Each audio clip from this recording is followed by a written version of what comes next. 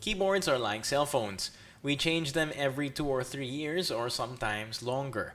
But unlike cell phones, they aren't as expensive and it is tempting to change them, especially since some premium keyboards sell for around 4,000.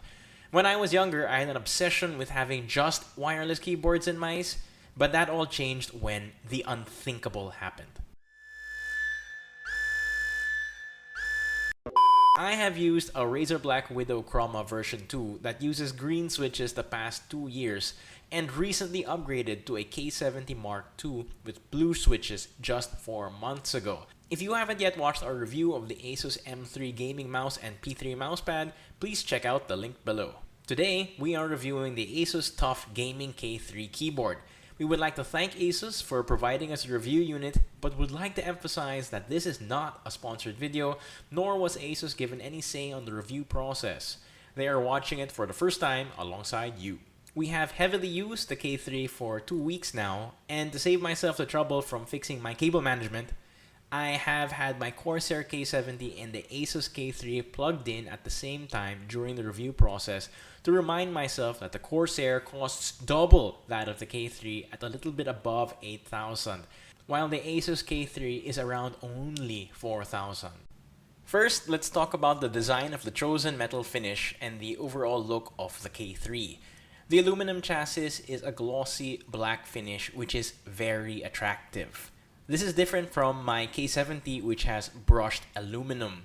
That is a fancy way of saying that you can see a paintbrush streak across the metal.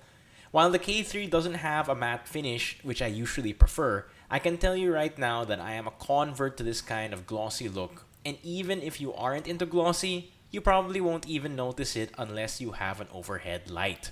A slight shimmer under the light draws attention to the keyboard, and it looks amazing on my desk.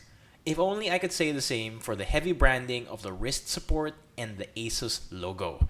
I am a fan of a more minimalist desk setup, and any branding, especially very large ones, is a major turn-off to myself.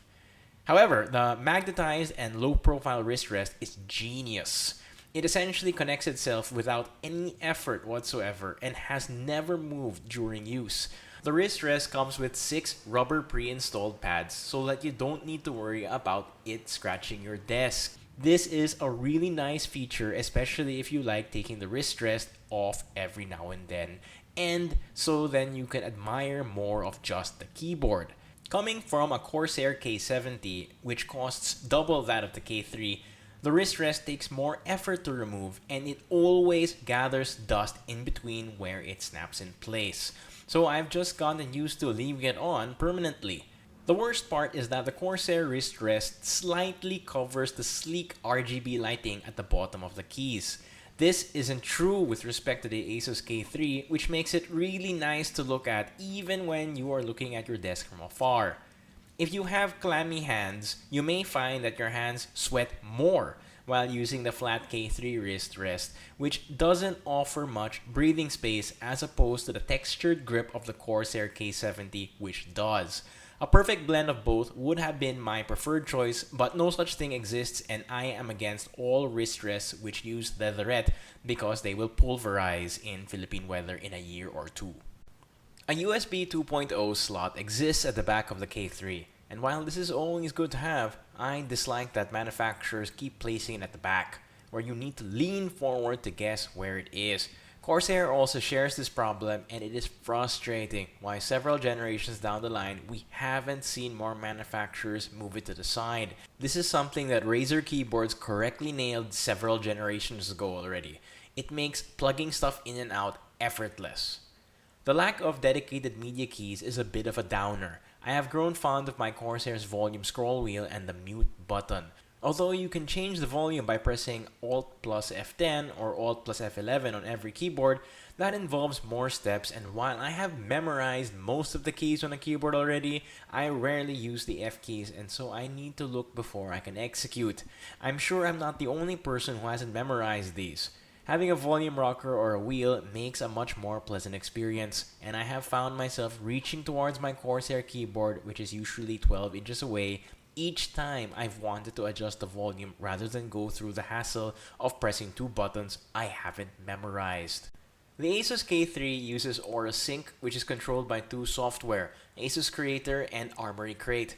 ASUS Creator is optional, and if you don't want to complicate your lives, don't get it. Armory Crate is in charge of detecting all Aura Sync compatible devices and then tells them what colors should appear and how the colors should react on each hardware. You cannot design lighting effects here. Design can be done through the ASUS Creator. After making the design, you go back to Armory Crate in order to implement it. Personally, I don't like having to use more than one program for one job. We already have too much stuff on our computers, and one more thing is just clutter. Corsair and Razer understand this, thus they have one program designed to do everything. However, if you are like me, you'll get tired of changing your lighting effects after a couple of days and end up with just one or three favorites. Armory Crate allows you to select basic effects which will appease most of your RGB fantasies. I am happy to say that it detected my K3 and M3 right away and syncing was immediate.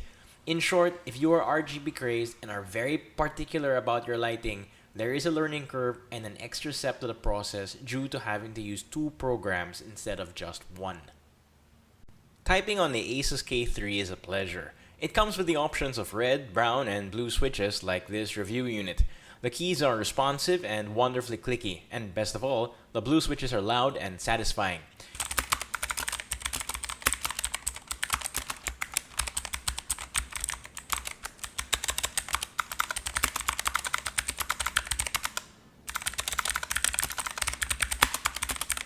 As a writer, I spend many hours on the keyboard rewriting articles or short stories, and the K3 has been a wonderful companion.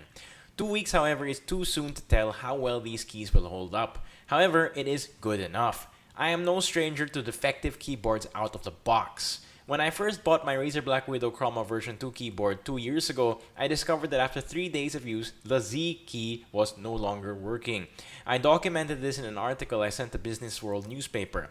While I eventually got a replacement, even the replacement began to fail me only after 2 years of use. The M key wasn't registering, thus I haven't trusted Razer ever since. Nevertheless, I am impressed with the crisp clang of the ASUS K3 and conclude that it almost feels like my Corsair K70. However, at the end of the day, because of the somewhat sweat-proof wrist pad and the ever so slightly more satisfying click of the Corsair K70, I would prefer it over the K3. But, to be honest, they both feel and sound premium.